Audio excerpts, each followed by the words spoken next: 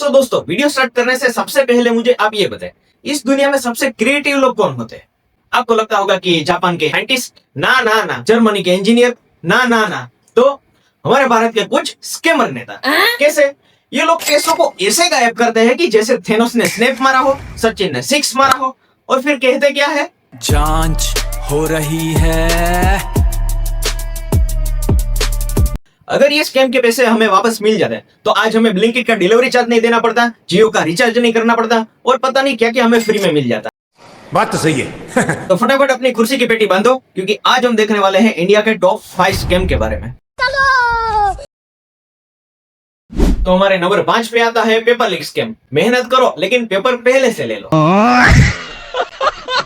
Imagine करो, एक actual मेहनत करने वाला बच्चा है, 2 साल से एग्जाम की प्रिपरेशन कर रहा है, रात को 2 बजे तक पढ़ रहा है, आंखों में नींद नहीं, पॉकेट में पैसा नहीं, बस एक सपना है डॉक्टर बनना।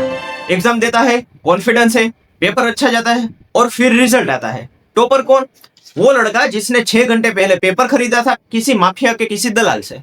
वैसे तो हर साल बहुत सारे पेपर लीक होते हैं, लेकिन आज हम बात करेंगे पेपर लीक नीट 2024 एंड 26 के बारे में। 2024-2026 में नीट का पेपर लीक हुआ। एक नहीं, मल्टीपल सिटीज के अंदर 24 लाख स्टूडेंट से ज्यादा अफेक्टेड हुए। 24 लाख भाई, ये कुछ देश की तो पॉपुलेशन होती है। फिर क्या, फिर सीबीआई जांच हुई, कुछ लोग अरेस्ट हुए, लेकिन कुछ स्टूडेंट के टॉपर लिस्ट के अंदर इतने मार्क परफेक्ट थे कि कैलकुलेटर भी शर्मिंदा हो जाए। 2014 से 2023 यानी 10 साल के अंदर मात्र 5 स्टूडेंट को ही 720 में से 720 मार्क नीट के पेपर के अंदर मिले थे। लेकिन 2024 साल एक ऐसा साल रहा कि जिसके अंदर 67 स्टूडेंट को 720 में से 720 नंबर आ गए। क्या बोला तूने?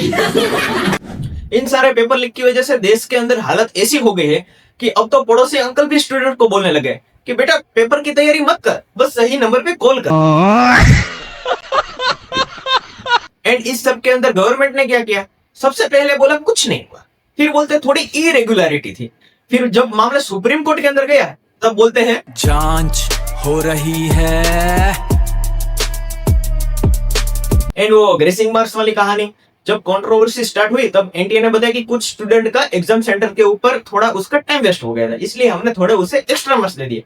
अरे उनको कल सुबह डॉक्टर बनना है, उससे ग्रेसिंग मार्क्स नहीं, एक्यूरेसी चाहिए। कल सुबह जो वो डॉक्टर बन के किसी हॉस्पिटल के अंदर जाएगा तो वहां हॉस्पिटल वाले ऐसा थोड़ी बोलेंगे कि डॉक्टर साहब आपका थोड़ा टाइम वेस्ट हुआ है, इसलिए एक और किडनी बोनस हमारी तरफ से ये ले लो। अब आता है 2026। सोचते थे 2024 के बाद एनटीए सुधर जाएगी, सिस्टम टाइट हो जाएगा, बैकग्राउंड चेक्स होंगे, पेपर सेटिंग में सिक्योरिटी बढ़ेगी, लेकिन ना, ये तो बड़ी बेशरम है। 3 मई 2026 को नीट का पेपर हुआ एंड 12 मई 2026 को एनटीए ने कह दिया कि ये पेपर कैंसिल हो गया। एकदम इन्होंने वक्त बदल दिया, जज्बात बदल दिए, जिंदगी बदल दी। लेकिन इस बार गेम तो कुछ अलग ही लेवल पे चल रही थी। जैसे लोग व्हाट्सएप एंड टेलीग्राम पे जूता बेचते थे, इसी तरह से इन माफियाओं ने पेपर बेचना स्टार्ट कर दिया। तेरा तो गेम बजाना पड़ेगा। चलो आपको मैं एक स्टोरी सुनाता हूँ। एक बंदा था पीवी कुलकर्णी नाम का, रिटायर्ड केमिस्ट्री टीचर पुणे। ये बंदा एनटीए का डोमेन एक्सपर्ट था, मतलब पेपर बनाने वाली टीम में था। उन्होंने क्या किया, अप्रैल के लास्ट वीक उन्होंने अपने घर में सीक्रेटली एक कोचिंग स्टार्ट की। स्टूडेंट्स आते थे, कुलकर्णी बोलता था ये क्वेश्चन एग्जाम के अंदर आ सकता है, स्टूडेंट्स वो क्वेश्चन नोटबुक के अंदर लिख लेते थे। लेकिन जब सीबीआई जांच हुई एंड उस नोटबुक को नीट 2026 के पेपर से मैच किया गया, भाई साहब एग्जैक्ट मैच, एक एक क्वेश्चन, एक एक ऑप्शन, एक एक आंसर सेम।